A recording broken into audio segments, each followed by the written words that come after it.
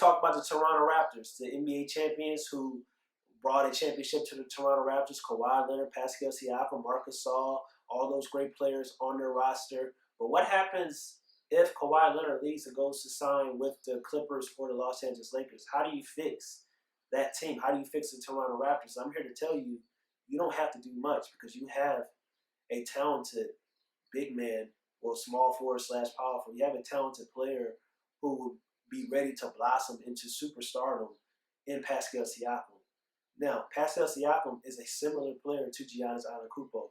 The difference between him and Giannis is that Giannis has a team, the entire Milwaukee Bucks is built and centered around him. So if Kawhi Leonard leaves, you do the same thing with Pascal Sikam that the Milwaukee Bucks have done with Giannis Antetokounmpo. And actually, Pascal Sikam is more skilled than Giannis Antetokounmpo if we're just talking about shooting the basketball. Now, I know Giannis Antetokounmpo is a better defender and a better scorer in the post, but on fast break transition, Pascal Siakam's a beast. In the post, he can score in the post. He also can shoot the mid-range. He also can shoot a spot-up three-point jump shot as well. Some of those things that Giannis cannot do when we're talking about shooting a basketball. So, Pascal Siakam is going to be the most improved player this season. And if you lose Kawhi Leonard, you build your team around Pascal Siakam and you let him fly and you trust that he's going to develop into a superstar. And you already see the progression of him elevating and rising. You saw that this year. If they lose Kawhi Leonard and you're the Toronto Raptors organization, you have to put your trust in Pascal Sikam and let him go to work. Because if you do that, you can unlock another crazy superstar similar to the Milwaukee Bucks and Giannis Antetokounmpo.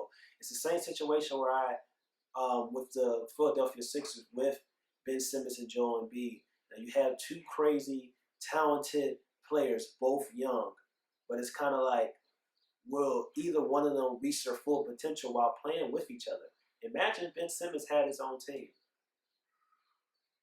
Exactly. It would be crazy. He would be the number one scoring option. They would build a team centered around his talent and his skill set, and he'll be even a better player. So sometimes, in order for a player who's playing the number 2 role or playing the number 3 role, it's all about situationships and what team that you're on and what type of role you have to be in. If you are a number 2, you get a chance and an opportunity to showcase that you can be the number 1 and you have an organization believing you and build around you, then sky's the limit. That's how I feel about Pascal Siakam. That's how I feel like how to fix the Toronto Raptors if they lose Kawhi Leonard. You don't have to do much.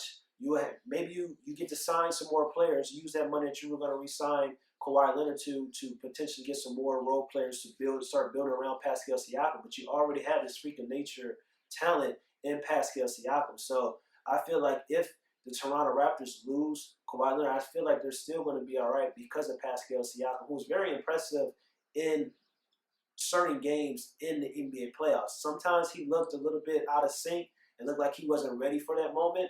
And then sometimes, like the Game 1 NBA Finals, he looked like he was ready for that moment, ready to be a potential number 1 option for a team if he has to.